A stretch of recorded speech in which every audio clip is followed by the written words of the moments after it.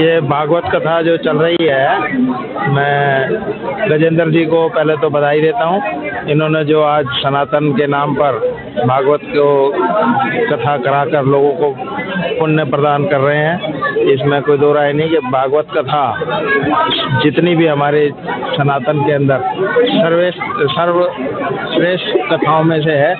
और यहाँ से जो भी आदमी आशीर्वाद लेके जाता है, इसका सारा श्रेय मैं कहूँगा कि भाई गजेंद्र भाई को जाता है।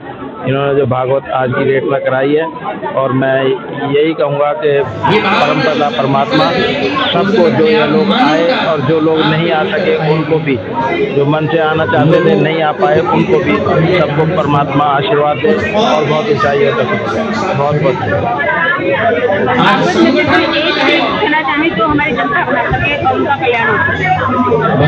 सच्चाई की तरफ चले और परमात्मा में ध्यान रखें, इसमें कोई दो राय नहीं है कि किसी का बुरा ना सोचेंगे तो मेरे ख्याल से यही भगवान का सबसे ज़्यादा बड़ा उपदेश है कि किसी का बुरा ना करें, अपने सनातन में और भगवान में ध्यान लगाकर आगे बढ़ते जाएं तो बहुत अच्छा रहता है, और यही हमारा धर्म है। आज करना में आपने यहाँ पर गणतंत्र दिवस की भी झलकी दिखा दी है, तो क्या कुछ कहेंगे दर्शकों को किस तरह से आपने आज सबसे पहले तो सभी को जय श्री राधे। आज बहुत ही मतलब एक पावन पर्व कह सकते हैं। आज हमारा रिपब्लिक डे गणतंत्र दिवस है, और ये मेरा बड़ा सौभाग्य है कि मेरी भागवत के बीच में आज हमारा ये त्यौहार आया है। मैं तो त्यौहार ही कहूँगा। यह जो रिपब्लिक डे आप ये जो देख रहे हैं, सब जो बैलून है, ये सब जो मेरे परिवार, मेरे मित्र, उन सब का एक भाव था कि हम अपनी भागवत के बीच में एक धर्म के साथ साथ, देखो देश सर्वोपरि होता है, सबसे पहले देश, उसके बाद धर्म। अगर देश होगा तो धर्म होगा। तो एक अपने सनातन धर्म में देश को साथ लेते हुए एक राष्ट्र की भावना से प्रेरित बच्चों ने, और मैं तो बड़ा ताजुब कर रहा हूँ, जब यहाँ पहुँचा हूँ तो इन्होंने बच्चे इतना सुंदर ये किया हुआ था। उन्होंने कहा था कि भाई हम ऐसा करना चाह रहे हैं, तो मैं अपनी युवा शक्ति को और अपनी पूरी टीम को भी इसी के लिए बधाई देता हूँ। कितना सुंदर आज इन्होंने आज इस श्री राम मंदिर प्रांगण को आज तिरंगा में करके बहुत ही सुंदर बनाया है। इन बच्चों को बहुत ही शुभाशीष है मेरा। जय श्री राधे। ज्यादातर भागवत में जो भगवान बनाए जाते हैं वो गोबर का बनाए जाते हैं, लेकिन आप भागवत में जो पूरा बनाया हुआ है उस तरह से गोबर का कम हुआ है, इसके बारे में क्या?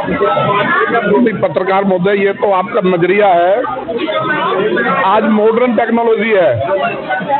आज जो हमने भगवान को जो बनाया है गोबर से, चाहे वो सिंबॉलिक हो, आप नीचे भी देखेंगे तो हमने जो पूजन भी किया है वो गोवर्धन के अंदर ही किया है। मॉडर्न टेक्नोलॉजी है, मॉडर्न बच्चे हैं, तो एक उनकी आस्था किस चीज़ में होनी चाहिए, ये सबसे बड़ी बात है। आस्था होना जरूरी है।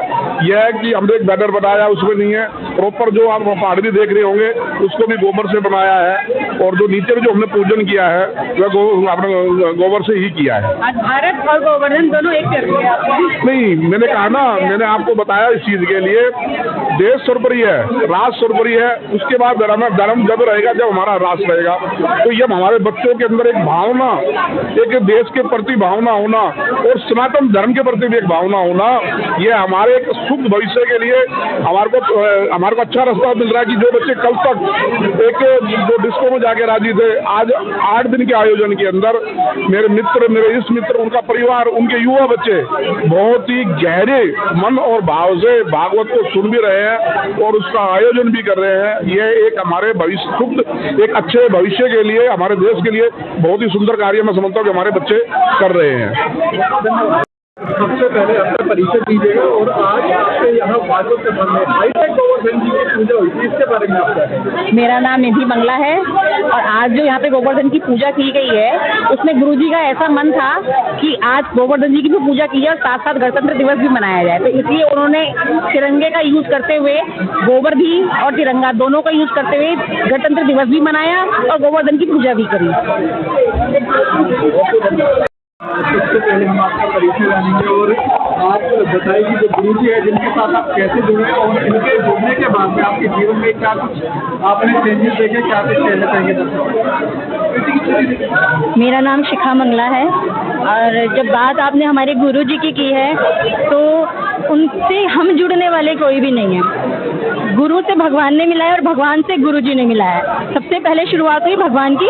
भगवान जी ने ऐसे गुरु चुनकर दिए जो कि भागवत कथा के माध्यम से हमारा उद्धार कर रहे हैं।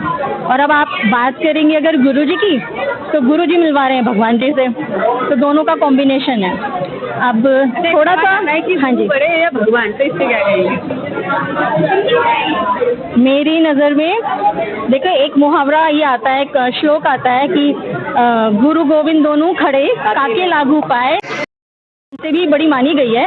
लेकिन मैं अपना पर्सनल एक्सपीरियंस यही बताऊंगी कि जब से गुरु जी से मिले हैं तो प्रारब्ध सबके होते हैं। देखिए इतने पुण्य आत्मा तो हम नहीं है कि हमने बहुत अच्छे कर्म कर रखे हैं और उसकी वजह से हमें दुख नहीं आते हैं या फिर हमारे जीवन में कोई कष्ट नहीं आता है।